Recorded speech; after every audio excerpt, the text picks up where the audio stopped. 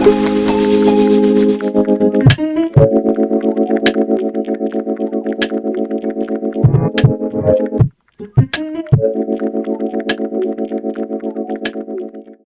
happening, everybody? It's Richard here, coming back with a new video today. So today I'm going to be discussing and breaking down where my income from the last 6 months has actually came. So I recorded this video already yesterday, and I went more into like specific numbers of actually how much I've made with each thing, and I've decided today to re-record the video.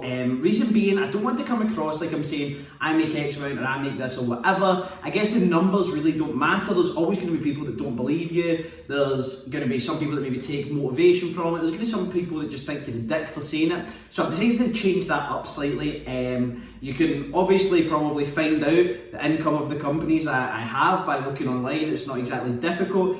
I do make, you know, a good living for someone my age. I'm not a millionaire. I'm not making over $500,000 yet. It's probably somewhere in the middle. But yeah, I just wanted to re-record the video because I don't want to come across in a different light, like I'm trying to gloat or anything. I know that when I was first starting out, being around people that made, you know, 100k, 200k, 300k, made me really motivated, and I hope that can, you know, what I talk about will help other people. But I don't really think I need to go into the specific numbers because it could just be taken the wrong way by people. I also want to apologise about this fucking hair of mine. I probably shouldn't have shaved and not cut my hair because it's like all overgrown and horrible, but hey, that's life. I apologise that I look like a bit of a JK, but I guess it can be excused because of this whole, you know, coronavirus thing. So let's get into the video. I'm going to draw a terrible pie chart, show you exactly the percentage wise where my income has came from the last 6 months, so you can see what it is I do. My usual quick disclaimer, please don't take any of this as advice. I'm not advising you to go and do the things I do.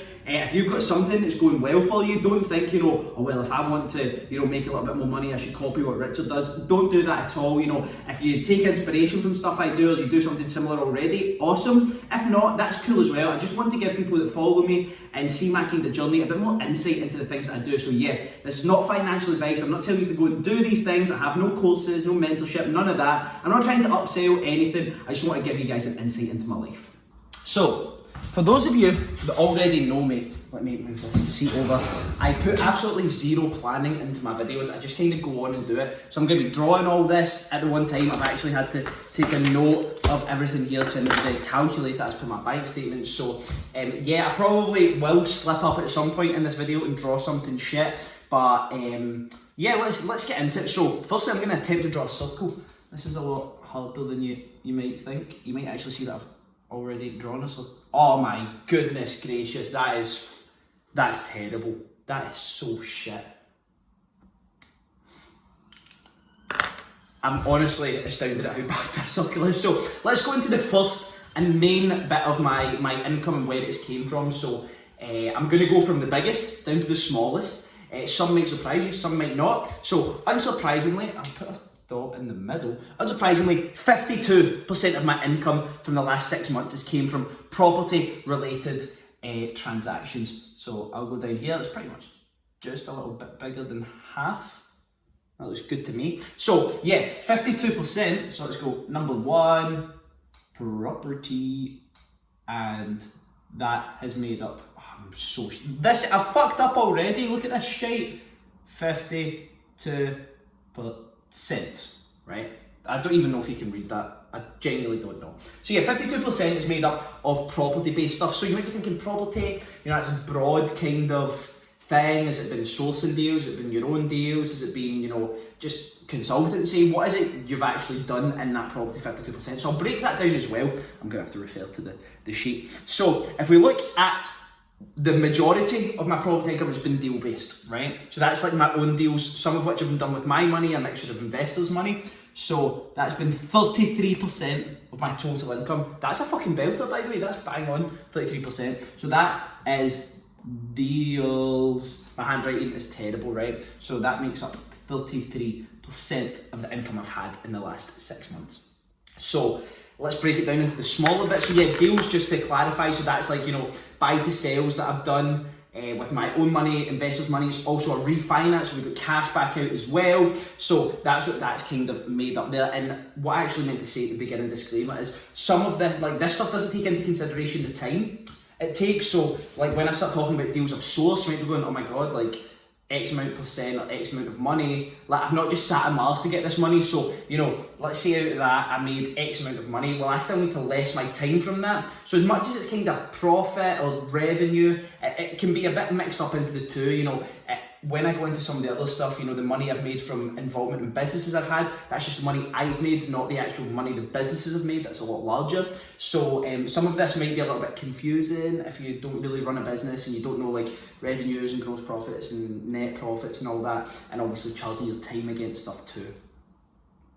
So some of this might be a little bit confusing if you don't really run a business and you don't know like revenues and gross profits and net profits and all that, and obviously charging your time against stuff too. So the next part of the property bit has been land brokerage or land sourcing, right? I don't really call myself a property sourcer. Most people that follow me will know that, but I brokered one land deal this year.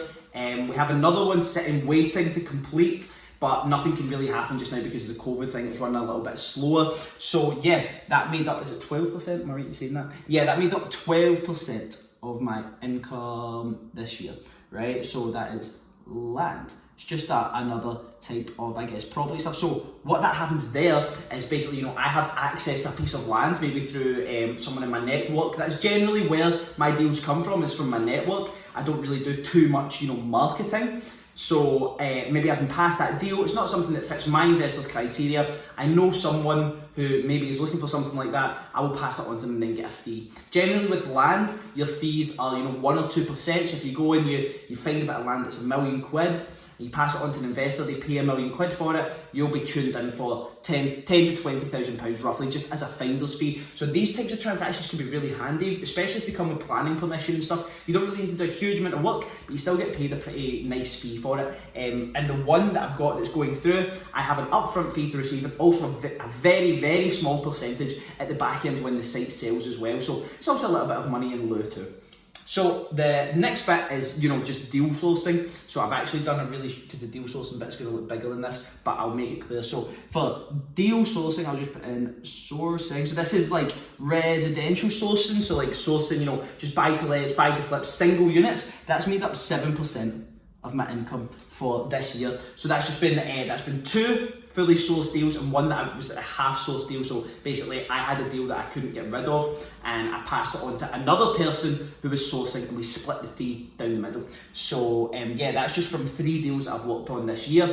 I don't really do sourcing, I don't offer it. I will only source properties for people who are either very good friends of mine or are previous connections that I've worked with before, guys that I've maybe done a couple of transactions with, because for me, sourcing isn't, it's good money if you're really good at it, but it's not big enough money that it excites me too much. So yeah, I prefer to put my time just into deals, as you can probably see the difference between, you know, 33% and 7%. So the next bit of my income, this is one you might be thinking, what the fuck, that's weird, right? So 26% of my income, what does 26 look like? Oh, we'll just do it across this way. 26% of my income is shareholdings, right?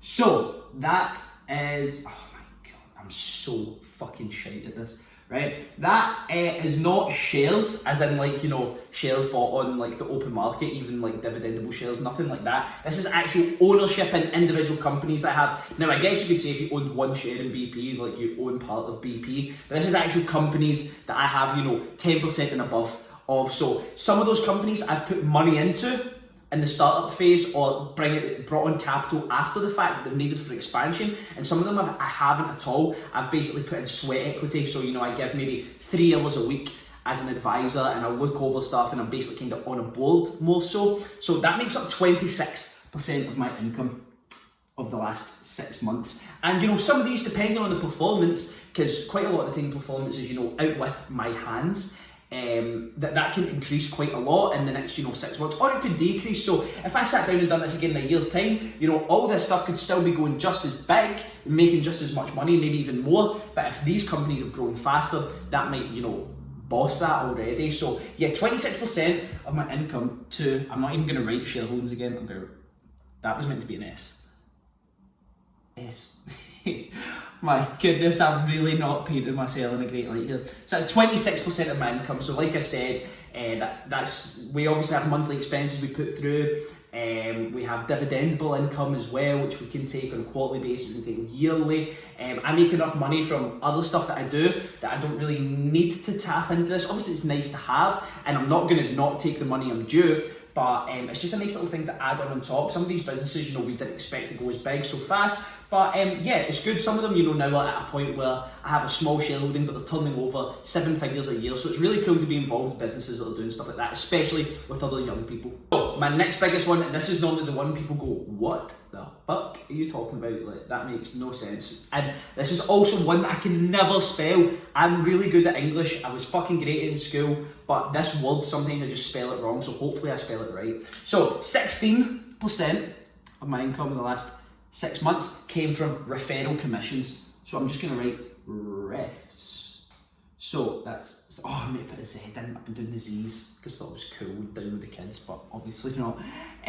So 16% of my income has been referral commissions. So you might be thinking, referral commissions? Like, what is referral commissions? So in the circles in which I work, so I guess I work in, you know, professional circles. I'm working with quite often solicitors, mortgage brokers, even commercial litigators, all these different kinds of things. And in the circles I work in, if you pass work to someone, you pay them for it, right? So if I have a friend who's needing, say, a £1 million bridging loan, and I go and pass that on to someone I know who's a friend of mine that does bridging loans, they will give me a commission for doing that, just as a thank you, basically.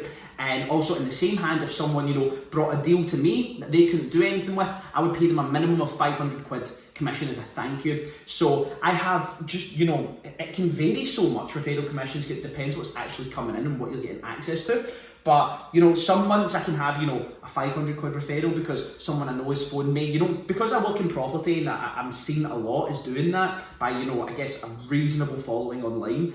That was such a prick thing to say. I mean, like, because I have more followers than the average person, when people need a property based thing, they ask me, or Richard, have you got a solicitor? I'm trying to buy a house in Glasgow, blah, blah, blah. I'll pass them to my solicitor. My solicitor, say, charges 800 quid. So once they charge, they will send me, you know, 200 quid as a thank you. So depending on how much I'm getting in, depends how much that varies. This year, I've had some awesome referrals. I'm saying that referrals.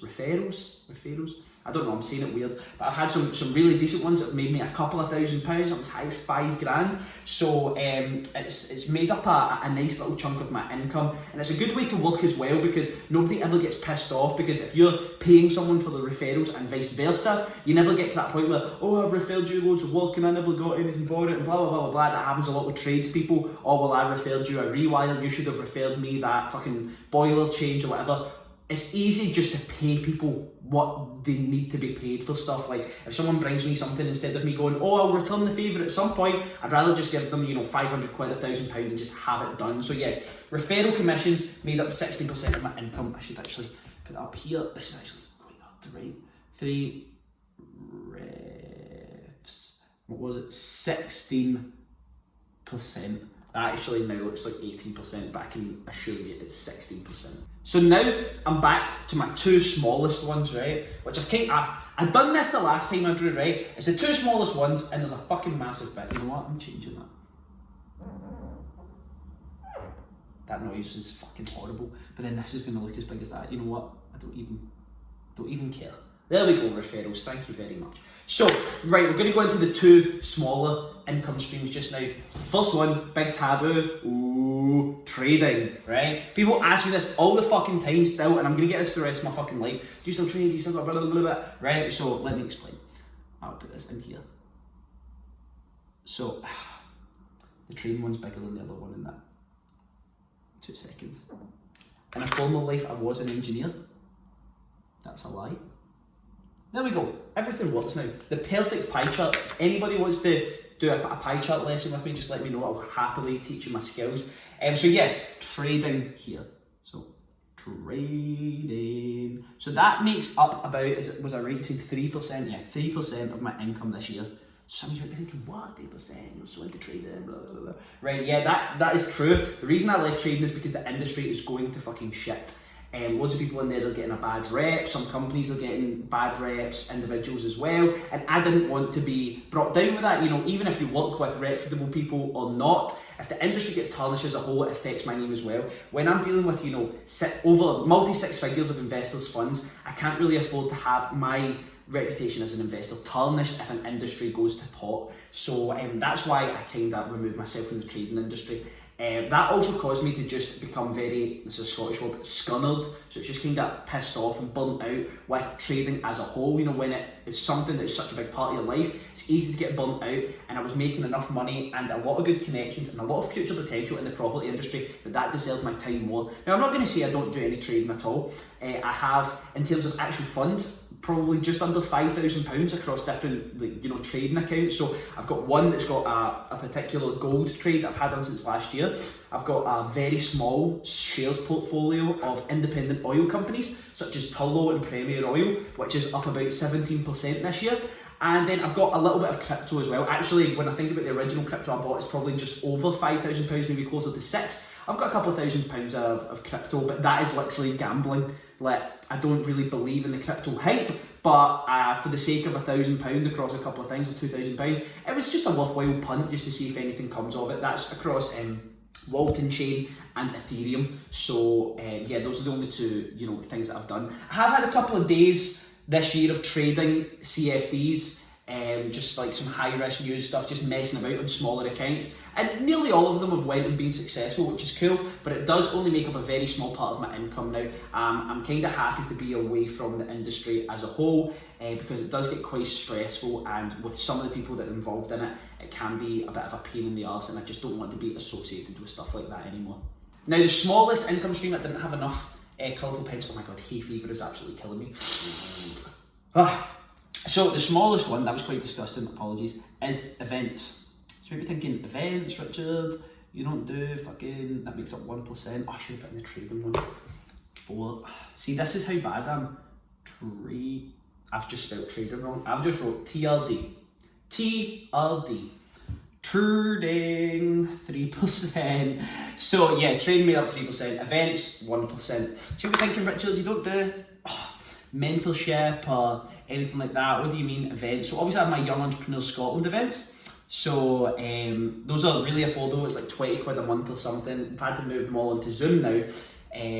But that, I don't really make money from that. You know, all of the money kind of goes in and pays for event hire. We actually had plans to go and do like a day out thing with everyone that does it, that goes to the event, sorry, and that obviously got fucking ruined by the COVID situation. So yeah, that makes up 1%, very, very small amount of money, and that will go back out at some point this year. We'll have like a blowout or something. We'll go and do some event for the day, whether it's go-kart or something, just some type of fun networking event. So yeah, that's the smallest one, 1%. So let's add this up. 33 and 3 is 36, and 1 is 7 and 7 is 44, and 12 is 56, and 16 is 56, and 10 is 66, and 6 is 72, and 2 is 8.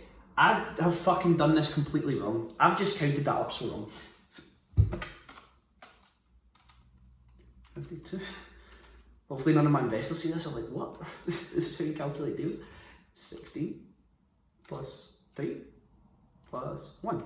So 98%. So there will have been, you know, 26.2s and all that. So yeah, there'll be little marginal differences, but that's pretty much it.